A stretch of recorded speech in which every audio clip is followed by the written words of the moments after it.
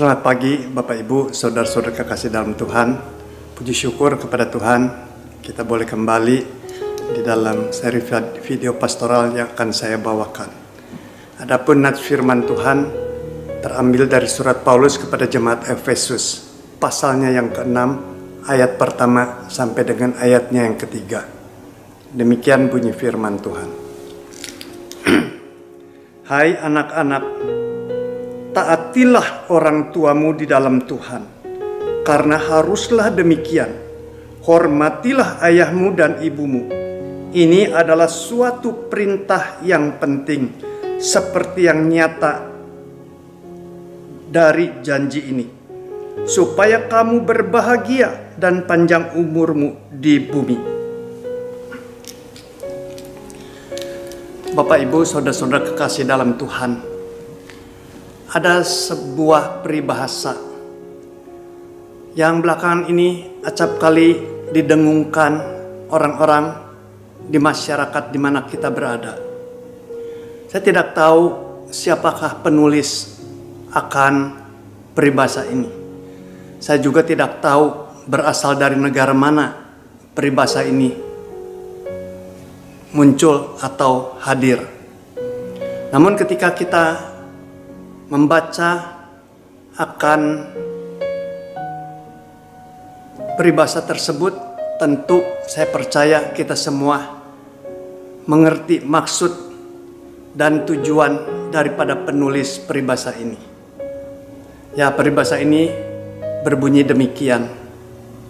Seorang ibu bisa membesarkan, mengurus akan 10 anaknya.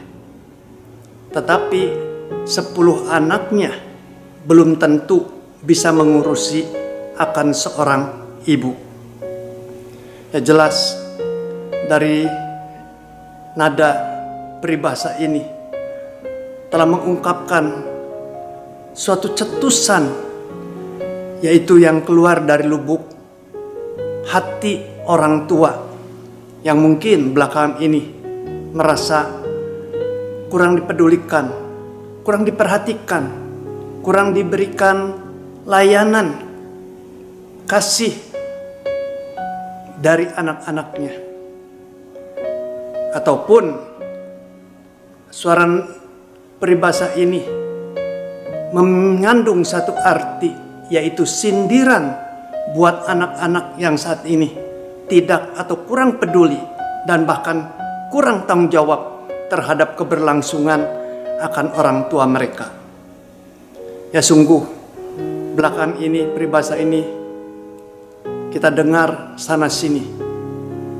Kita dapatkan berita-berita peribahasa ini dari berbagai kalangan.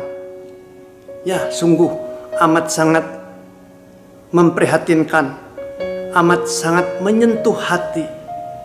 Ya, kenapa semua ini terjadi? Kenapa peribahasa ini belakangan ini begitu gencar muncul ke permukaan hidup kita? Apakah ini dikaitkan dengan memang orang tua zaman sekarang ini lebih pamrih atau menagih pamrih? Atau orang tua zaman sekarang ini lebih cengeng sehingga sedikit-sedikit berkeluh kesah? Beda dengan orang tua zaman dulu. Oh, tentu jawabnya tidak. Memang ini realita, fakta yang sedang yang sedang muncul, di mana kita saat ini begitu gampang menyaksikan dan melihat bagaimana seorang yang sudah tua jalan tertatih-tatih pergi ke pasar untuk belanja sendirian. Kita sering melihat bagaimana orang tua yang sudah begitu rentan pergi ke rumah sakit atau ke dokter hanya diantar oleh sopir mungkin atau pembantu, kalau ada yang punya duit diantar oleh suster. Kita sering mendengar jeritan. Saya pernah mendapat satu sharing dari seorang ibu sudah bungkuk, tua, tinggal di rumah seorang diri. Padahal anaknya 7 banyaknya. Belum cucu-cucunya. Dia menjerit kepada saya, "Pendeta Andrew, saya ini hanya punya pertolongan dari Tuhan. Setiap kali saya angkat air panas yang baru digodok dari kompor untuk mandi, saya dibawa ke kamar mandi. Saya waktu itu hanya, Tuhan Yesus tolong saya." Dia khawatir, takut jatuh, tertumpah kakinya, terkena air panas dan melepuh. Dia khawatir, oleh sebab itu dia hanya bisa teriak, "Tuhan Yesus, Tuhan Yesus." Ini sudah menjadi suatu fenomena pemandangan yang acap kali kita sering lihat dan kita dapatkan. Nah, ketika kita belajar dari satu perkembangan yang seperti ini, kita bertanya, di manakah peran akan anak-anak saat ini? Sedang apakah gerangan yang terjadi di dalam persekutuan antara orang tua dan anak? Sampai terjadi suatu konflik-konflik yang amat sangat menyedihkan. Di manakah firman Tuhan berbicara kepada kita? Rasul Paulus berbicara kepada jemaat Efesus yang mengatakan, "Hormatilah ayahmu dan ibumu, taatilah akan mereka." Saya percaya Rasul Paulus tidak sedang menuntut kepada anak-anak untuk, anak-anak, coba ucapkan selamat pagi, selamat siang, selamat malam kepada orang tuamu. Ya kalau mau pergi pamit dong. Atau ketika mau makan, nawarin atau berkata, "Papi, mami, makan." Saya rasa Rasul Paulus tidak sekedar hanya memohon dan meminta agar anak-anak melakukan hal-hal seperti itu, santun pada orang tuanya dengan cara seperti itu, melainkan lebih. Ketika Rasul Paulus berkata, "Hormatilah ayahmu dan ibumu," itu artinya selagi mereka ada, selagi hayat masih dikandung, sekalipun acap kali kita dapatkan orang tua kita telah mendatangkan sesuatu yang membuat kita ini terpaksa bersikap kurang ramah terhadap mereka karena kita kesal, mereka bandel, mereka tidak bisa diatur. Kita seringkali jengkel terhadap sikap-sikap orang tua yang tidak bisa serasi di dalam hidupnya dengan kita. Tetapi sekalipun demikian, saya percaya Rasul Paulus tetap memberikan nasihat, "Hormatilah ayahmu dan ibumu." Artinya kita harus memberikan satu layanan, perhatian, rawat mereka dengan baik, beri belayan kasih sayangmu, berikan suatu kesenangan dalam hatinya, sehingga orang tua kita ini memiliki masa tua, mukanya berseri-seri, hatinya penuh damai. Tidak ada lagi keluh kesah karena anak-anak yang sungguh-sungguh mau menopang.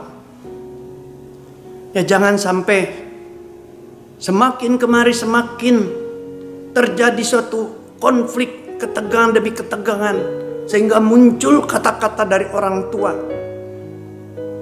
"Aku salah juga. Kau tahu gini, aku tidak pengen berdoa untuk panjang umur." Ya hidup tidak perlu tua. Apalagi tua ini tidak enak dan banyak susahnya. Kau tahu gini, aku dari muda sudah berdoa, "Tuhan, jangan berlama-lama aku boleh hidup di dunia. Dan kalau sampai sempat sakit, ya sakit barang sebentar.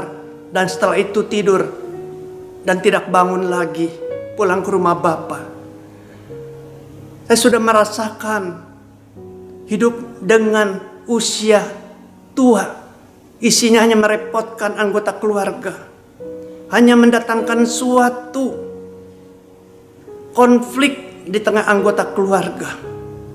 Jangan sampai anak-anak kita di dalam menghadapi persekutuan dan orang tua terus menerus semakin konflik ini runcing dan tajam, menimbulkan suatu kesusahan, penyesalan atas orang tua yang telah melahirkan anak keturunan.